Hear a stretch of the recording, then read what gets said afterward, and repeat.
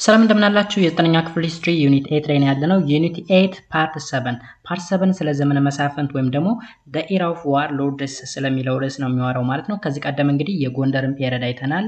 የጎንደር ፔሪድ ከመቼ እስከ መቼ ነው፣ ምን ተካሄደ፣ እንዴት ነበረ ምናምን የሚለውን ነገር በፓርት 6 አይተናል ማለት ነው። አሁን ደግሞ ፓርት 7 ዘመነ መሳፍንት ወይም ደግሞ the era of warlords ብለን የምንጠራውን ክፍል እናያለን ማለት ነው። From 1767 to 1769, there was a power struggle in Gondar between a group of Wollo and the Kwara political factions.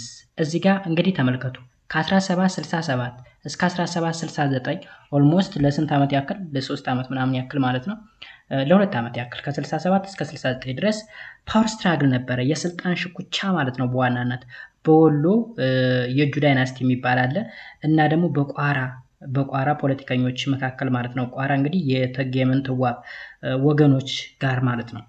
ወሎ was represented by Wabi, the wife of Iyas II, and the mothers of the young monarch Iyas, ruled from 1755 up to 1769. እዚህ ጋር እንግዲህ ዋቢ የምትባላለች።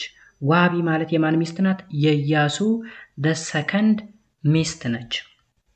ኢያሱ the የማን ልጅ ነው? የበካፋና የእቴጌ ምንትዋብ ልጅ ነው። Okay, and the mother of young monarch Iyas እንግዲህ የዋቢና የኢያሱ ዘ2 ልጅ ነው። ስለዚህ ኢያስ ምንትዋብ የልጅ ልጇ ነው ማለት ነው። ኢያስ ወይም ደግሞ ኢያስ ምንትዋብ አያቱ ነች ማለት ነው። ቋራ on the other hand was represented by her mother-in-law እቴጌ ምንትዋብ, who then controlled the state power in the name of her grandson Iyas. እንግዲህ ማደር የለው አማት ነው። ስለዚህ ዋቢ ምራት ነች፣ እቴጌ ምንትዋብ ደግሞ አማት ነች ማለት ነው። ስለዚህ በምራትና በአማት መካከል የተደረገ የስልጣን ሽኩቻ ነው። በዋቢ እና በእቴጌ ምንትዋብ መካከል የሚደረግ ሽኩቻ ነው። ከ1767 እስከ 69 ድረስ ያለው የፖለቲካ ሽኩቻ ጎንደር ላይ ማለት ነው። ኦልራይት This rivalry took place following the death of ራስ ቢትወደድ ወልደልዑል in 1767. ራስ ቢትወደድ ወልደልዑል እንግዲህ የእቴጌ ምንትዋብ ወንድም ነው። እሱ ከሞተ በኋላ ነው ይሄን ያህል ሽኩቻ ወይም ሪቫላሪ ሊመጣ የቻለው። መቼ ነው የሞተው? በ1767 ነው የሞተው። ምንትዋብ had given a power base to the Wollo Oromo by arranging a political marriage between her son Iyas II and Wabi from the Wollo Oromo family. እዚህ ጋር እንግዲህ ምንትዋብ ፖለቲካል ማሬጅን ያካሄደችው በልጇ በኢያሱ ዘ2 እና በዋቢ መካከል የጋብቻ ስነ ስርዓት እንዲካሄድ ተደረገ። then relationship ተፈጠረ. in addition she intended to secure their military support to consolidate her power in Gondarian state. okay እንግዲህ ሚሊታሪ ሰፖርትም ስትፈልግ ነበር ማለት ነው። after that however the Wollo Oromo gradually began to enjoy a leading political roles and influence. ከዛ በኋላ በዚህ በጋብቻ ከተገናኙ በኋላ ኢያሱ ዘ2 እና ዋቢ ከተጋቡ በኋላ የወሎ ኦሮሞ ተብለው የሚጠሩት እንግዲህ ዘና ነው ማለት የጀመሩት ወይም ደግሞ ኢንጆይ ማድረግ ጀመሩ ማለት ነው። ከዛ በተጨማሪ ደግሞ በፖለቲካ ሮልና ኢንፍሉዌንሳቸው እየጨመረ መጣ ማለት ነው። ሶ ለምንድነው ኢያሱ ዘ2 ዋቢን ያገባት? ጎንደሬው ለምንድነው ከኦሮሞ ጋር የተጋባ የተባለ እንደው በካፋ የኢያሱ አባት ወሎ አካባቢ በነበረበት ሰዓት ብዙ ሪሌሽንሺፖች ነበሩት ወይም ደግሞ ቅርብ ግንኙነት ነበረው። በዛ ምክንያት ነው ይንጋ ብቻ ያካሄዱት ማለት ነው። The conflict between the Kwara and the Wollo Oromo factions created a political disorder around the capital. እንግዲህ በሁለቱ መካከል የሚደረገው ኮንፍሊክት ወይም ደግሞ ሽኩቻ በከተማዋ ላይ ወይም በጎንደር ላይ ፖለቲካል ኢንስቴቢሊቲ ወይም ደግሞ ዲስኦርደር ነው የተፈጠረው። ያለመረጋጋት፣ የፖለቲካ አለመረጋጋት ተፈጠረ። This endangered ምንትዋብ's power. ይሄ ደግሞ ለምንትዋብ ስልጣን በጣም አደገኛ ሆነ። because ዋቢ ይዛቸው የመጣቸው ኃይሎች ቀላል የሚባሉ አይደሉም። She was thus forced to look for any strong personality who could help her control the situation. ከዚህ በኋላ አንድ ጠንከር ያለ ሰው መፈለግ ጀመረች ማለት ነው። ከዛ እንግዲህ ወደ ትግራይ ልታቀናና የተሻለ ሰው ሊያግዛት የሚችል ወንድሟን ተክቶ ሊረዳት የሚችል ሰው ልትፈልግ ነው ማለት ነው። The most powerful candidate in 1768 was ራስ ሚካኤል ስዑል of the Tigray. እንግዲህ የትግራው ራስ ሚካኤል ስዑል ነበረ በጣም ፓወርፉል ተብሎ የሚታሰበው ማለት ነው። በ1768 ማለት ነው።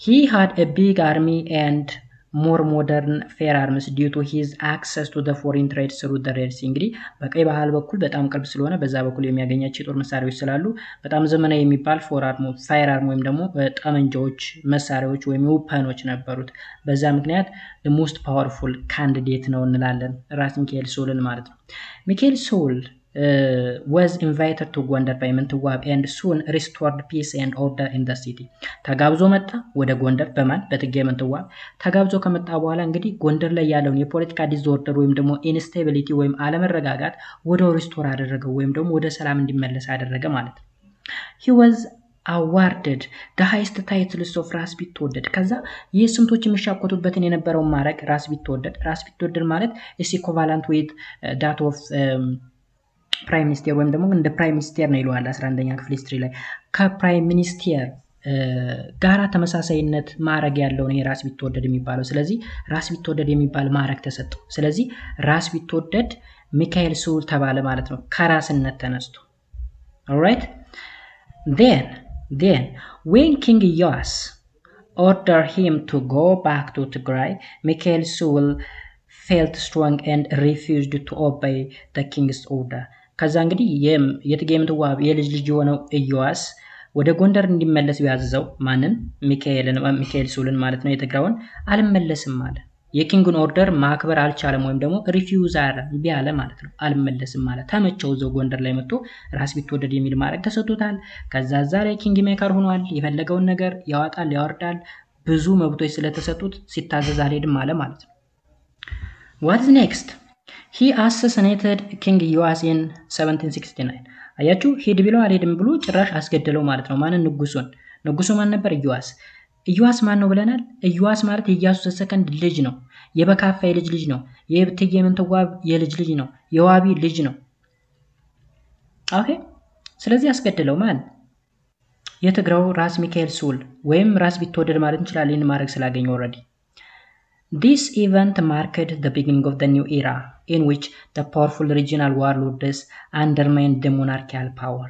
ከዚህ በኋላ ነው እንግዲህ አዲስ ኢራ ወይም ደግሞ አዲስ ክስተት የተፈጠረው እንግዲህ ሪጂናል ዋርሎርዶች የሞናርኪውን ፓወር አንደርማይንድ ያደረጉ የናቁ ዝቅ ያደረጉ እነሱ የበላይ የሆኑ ወይም ደግሞ የሴንትራል አስተዳደሩን ወይም አድሚኒስትሬተሩን ፓወር በጣም አንደርሬት ያደረጉ የናቁ ወይም ዝቅ ያደረጉበት ጊዜ ተፈጠረ ማለት ነው because ራስ ሚካኤል ሶል እንግዲህ ሪጂናል ሎርድ ነው ግን የሞናርኪውን ስልጣን ቀማ because ኪንጉን ስለገደለ ማለት ነው ከዛ በኋላ ዘመነ መሳፍንት የሚባል ነገር ተፈጠረ ዘመነ መሳፍንት refers to the period when the actual position of the political power was in the hand of different regional lords okay ስለዚህ ዘመነ መሳፍንት ምንለው ምን ማለት ነው it's a period ነው ጊዜ ነው actual position of the political power was in the hand of different regional lord ትክክለኛው ወይም ዋናው የፖለቲካ ስልጣን ያለው በተለያዩ የሪጂናል ሎርዶች ነው እንጂ በሞናርኪው እጅ አልነበረም ሞናርኪው ለሲምቦል የተቀመጠ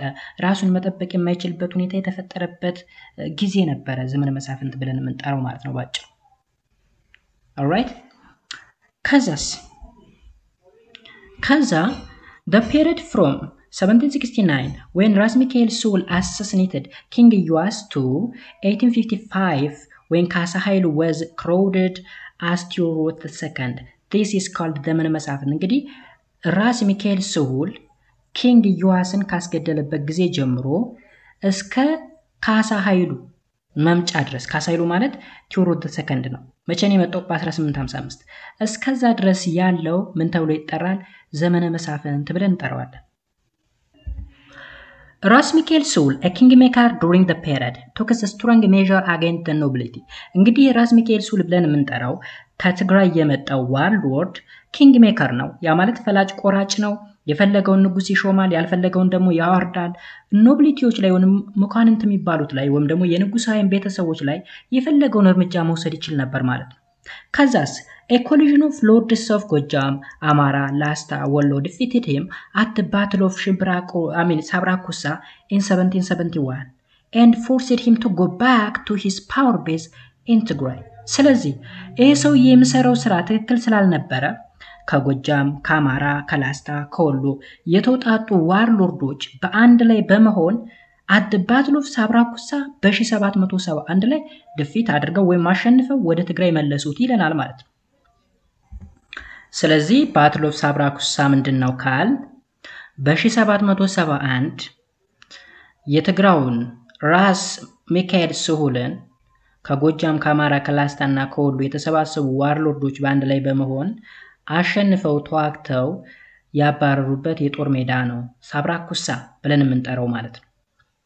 He ruled over Tigray for the next 9 years until his death in 1780 እንግዲህ በ1780 እስኪሞት ድረስ ትግራይን ለ9 ዓመታት ተጨማሪ ዓመታት ያክል ሲያስተዳድር ነበር። After the defeat of Mikhail Sewell, chaos and disorder continued until the coming of the power of Ali Gwangul ወይም Ali the First from the Oromo family እንግዲህ እሱ ሰውዬ ከሄደ በኋላ ኦኬ ድፊት ከተደረገ በኋላ የተለይ ሳብራኩሳ ላይ ከተሸነፈ በኋላ ቻው የረብሻ ብጥብጥ ማለት ነው ዲስኦርደር ምናምን ቀጠለ ማለት ነው። ማን እስኪመጣ አሊ ጓንጉል ተብሎ የሚጠራው ንጉስ እስኪመጣ ድረስ ወይም አሊ the first ተብሎ ይጠራል። ከየት ከየጁ ኦሮሞ ዳይናስቲ ወይም ደግሞ ከየጁ ኦሮሞ ፋሚሊ ማለት ነው። አሊ founded a new ruling dynasty is known as the Yeju dynasty or the Warasheh in 1786 ስለዚህ አሊ ጓንጉል ተብሎ የሚጠራው ወይም ደግሞ አሊ the first ተብሎ የሚጠራው የራሱን የሆነ ዳይናስቲ መሰረተ እሱም የጁ ዳይናስቲ ተብሎ ይጠራል ወይም ደግሞ ወራሸህ ብለን የምንጠራው ዳይናስቲ ነው በ1786 ነው የተመሰረተው ማለት ነው።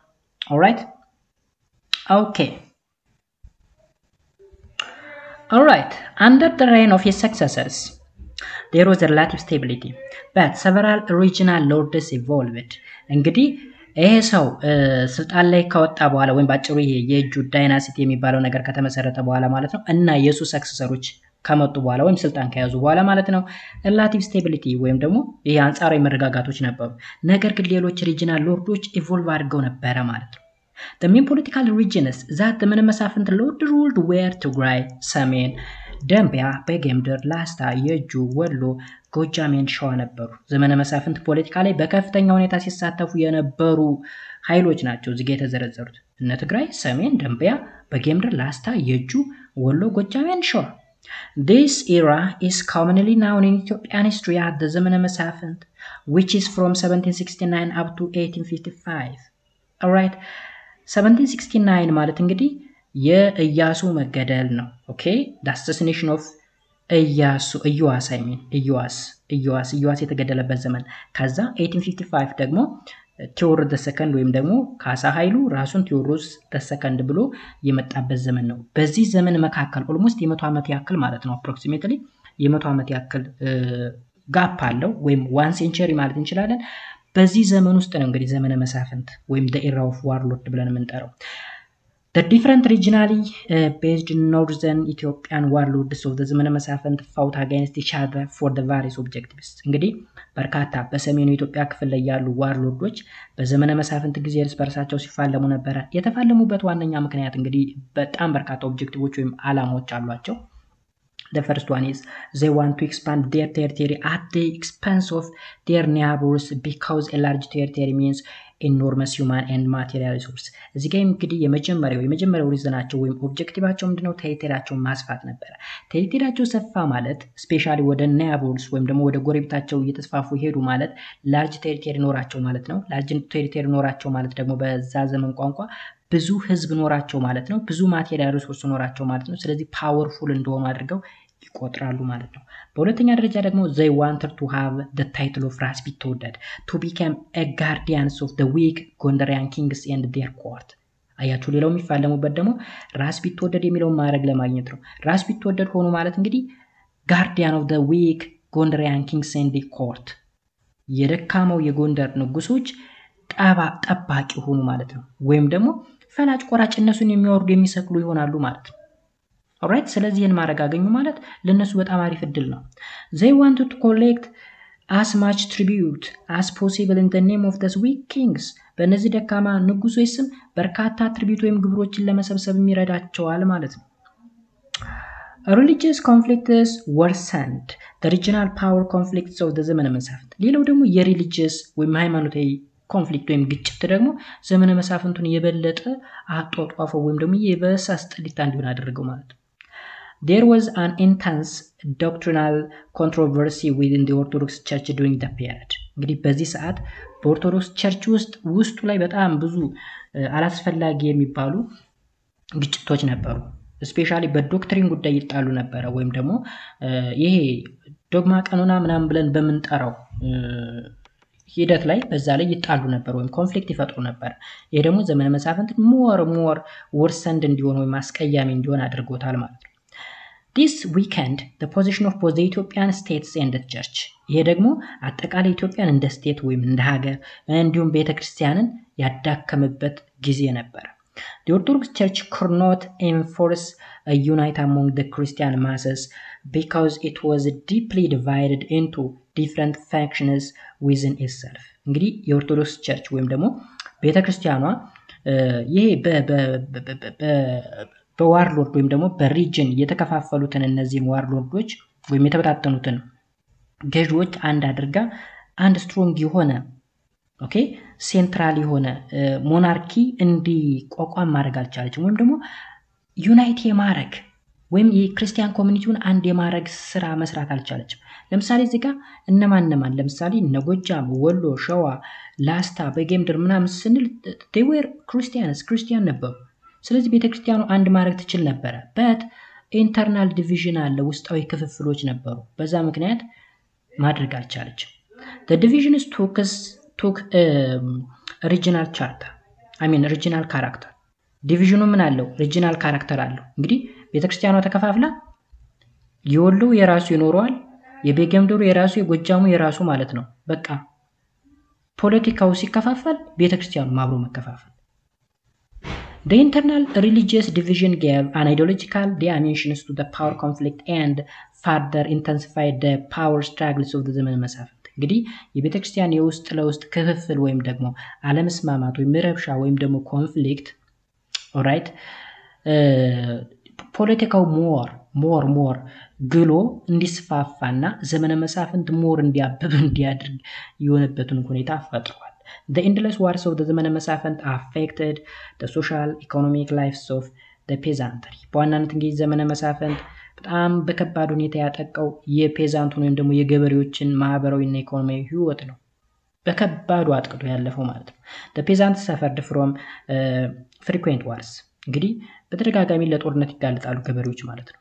The peasants were forced to feed the enormous armies of the lord and regional lords. the local and regional lords. እዚህ ጋር እንግዲህ ፔዛንቶች ወይም ደግሞ ገበሬዎች ለምን ይገደዳሉ መሰላችሁ? ይሄን በጣም በርካታ የሎካል እና ሪጂናል ሎርዶችን የያዟቸውን ወታደሮች እንዲቀልቡ ወይም እንዲመግቡ ዘመኒ ሽፍታስ or bandits also forced the peasant to supply them food. እንግዲህ እነዚህ ገበሬዎች በጣም በበርካታ ጉዳይ ነው እየተጠቁ ያሉት። አንደኛ እንደነገርኳችሁ ለወታደሮች የሚቀልቡ እነሱ ናቸው። ሁለተኛ ሽፍታዎች አሉ ወይም ባንዲት ብለን የምንጠራቸው። እነዚህ ሽፍታዎች እንግዲህ ምግብ እንዲሰጧቸው ያስገድዷቸዋል ማለት ነው። ስለዚህ በዚህም በሉት በዘመነ መሳፍንት ጊዜ በከፍተኛ አፌክት የተደረጉት ገበሬዎች ናቸው ማለት ነው። Therefore the various dependent discourage the peasantry from working hard and producing surplus production. Alright, እዚህ ጋር እንግዲህ በጣም በርካታ ዲፔንዳንቶች ስንል እነዚህ አርሚዎች ወይም ወታደሮች ዲፔንዳንት ናቸው በገበሬዎች ማለት ነው። ባንዲት ወይም ሽፍታዎችም ዲፔንዳንት ናቸው። ስለዚህ እነዚህ ነገሮች በሙሉ ገበሬውን ከመስራት ይልቅ መሸፈት አዋጭ እንደሆነ ወይም ደግሞ ጥሩ የሆነ ፕሮዳክሽን ከመስጠት ይልቅ መሸፈት አሪፍ እንደሆነ እንዲረዱ ያደርጓቸዋል ወይም ደግሞ ዲስከሬጅ ያደርጓቸዋል። በቃ ጥሩ ነገር እንዳያመርቱ ተስፋ ያስቆርጧቸዋል ማለት ነው። Moreover, the farmlands of the peasantry often became the battlefield and their villages were burned down. Imagine እንግዲህ እነዚህ ገበሬዎች አርሰው አመርተው ለሽፍታዎች ይሰጣሉ፣ ለአርሚዎች ይሰጣሉ። የሚያርሱት መሬት እንግዲህ የታረሰው መሬት ወይም ሰብሉ ላይ የጦር ሜዳ ያደርጉታል፣ ባትልፊልድ ያደርጉታል። ኢማጂን ቤታቸውን ያቃጥሉባቸዋል። ስለዚህ በጣም ዘርፈ ብዙ የሆነ ችግር ነው የገጠማቸው። Therefore, the agriculture which formed the backbone of the peasant economy was depressed in the period of the ዘመነ መሳፍንት። ስለዚህ በዚህ በግብርናው ዘርፍ ይታረስ የነበረው መሬት ወይም ደግሞ የፔዛንቶች የኢኮኖሚ ባክቦን የሆነው የጀርባ አጥንት የሆነው አግሪካልቸር በዘመነ መሳፍንት ጊዜ ዲፕረስ ሆኖ ነበር ወይም ደግሞ በከፍተኛ ሁኔታ ባላግባብ ወይም አላግባብ ሆኖ ነበር ማለት እንችላለን ማለት ነው። The continuous wars of the ዘመነ መሳፍንት also affected the developments of trade. ከዛ በተጨማሪ ዘመነ መሳፍንት ያጠቃው ነገር ደግሞ ምንድነው? ትሬድን በከፍተኛ ሁኔታ ዝቅ አድርጎት ነበር ወይም ደግሞ አፌክት አድርጎት ነበር። መርቻንትስ could not travel peacefully along the long distance trade routes due to the endless wars and robbery። እንግዲህ ነጋዴዎች ፒስፉል በሆነ ወይ የሎንግ ዲስታንስ ትሬድ ሩትን አቋርጠው መጓዝ አይችሉም ነበር because ኢንድለስ የሆነ ወይ መልቆ ቢስ የሆነው ጦርነት ነው፣ ዘራፊዎች አሉ፣ መስቀልቅሉ ይወጣ ነበር ወይም ባጭሩ ሽፍቶች የሚበዙበት ዲስኦርደር ወይም ደግሞ ስርዓት አልበኝነት የበዛበት ዘመን ስለነበረ ማለት ነው። moreover they were forced to pay a heavy tax at the different warlord gate tax station። ሌላው ደግሞ በየቦታው ኬላዎች አሉ፣ ታክስ የሚቆረጥባቸው የተለያዩ ኬላዎች አሉ። ስለዚህ ነጋዴዎች መነገድ አይችሉም። ዘመነ መሳፍንት ግብርናውን ብቻ አይደለም ያጠቃው፣ ንግዱንም ሁላ ያቀጨጨ ኮንዲሽን ወይ ፔሪድ ነበር። The most important trade items during the ዘመነ መሳፍንት were natural products such as ivory, gold and civet። ሲቬት ዝባድ የሚባል ነው። ጎልድ የሚባል ወርቅ አለ፣ የዞን ጥርስ አለ። እነዚህ እንግዲህ በዋናነት የሚነገዱ አይተሞች ናቸው። enslaved peoples formed an important elements of trading item። ሌላው ደግሞ ከአይቮሪ ከጎልድ እና ከሲቬት በተጨማሪ ደግሞ ባሮች ነበሩ። enslaved የሆኑ ባሮች ወይም ደግሞ ባር የሆኑ ሰዎች ማለት ነው ይነገዱ ነበረ። As a result, so the feudal wars were competitive, increased the supplies of enslaved people who were in high demand in Arabia። So እነዚህ የሚማረኩ ሰዎች እንግዲህ የባሪያን ገበያ አጥለቀለቁት ማለት ነው። ባጭሩ ይማረካል፣ ማርኮ ባሪያ አድርጎ ነው የሚሸጠው። ባይዘው እዚህ ጋር ማርኮ ዝም ብሎ አይደለም የሚያስቀምጠው፣ ይማርከዋል፣ ባሪያ ያደርገዋል። ሶ እነዚህ ባሮች ደግሞ በአረቢያ ምድር ላይ በከፍተኛ ሁኔታ ይፈለጋሉ። ኦኬ by and large, the continuous wars of ዘመነ መሳፍንት had undermined the sense of nationalism። ባጭሩ ይሄ ብሔርተኛ የሚባለው ወይም የሀገር ፍቅር የሚባለው ፓትሪዮቲክ ፊሊንግ የሚባለውን የገደለ ነው ዘመነ መሳፍንት የምንለው። በቃ ምንም ለሀገር ደንታቢስ የሆነ ማህበረሰብ የተፈጠረበት፣ ገበሬው አርሶ የማይበላበት፣ ነጋዴው ነግዶ የማይበላበት ዘመን ነበረ። it was a period of weak national feeling and national power። እንግዲህ ብሔራዊ ስልጣን የሚባል የሌለበት፣ ደካማ የሆነበት ወይም ደግሞ የሞናርኪው ፓወር በጣም አንደሬት የሆነበት የወደቀበት፣ ሪጂናል ዋርሎርዶች በጣም ሀብታም የሆኑበት፣ ናሽናል ፊሊንግ የሚባል ነገር የሌለበት ዘመን ዘመነ መሳፍንት ወይም ደግሞ ሀገሪቱ የተደቆሰችበት ዘመን ነው ማለት እንችላለን ዘመነ መሳፍንት። በኔክስት የምንገናኘው በፓርት 8 የጁ ዳይናስቲ በምን እንገናኛለን? የጁ ዳይናስቲ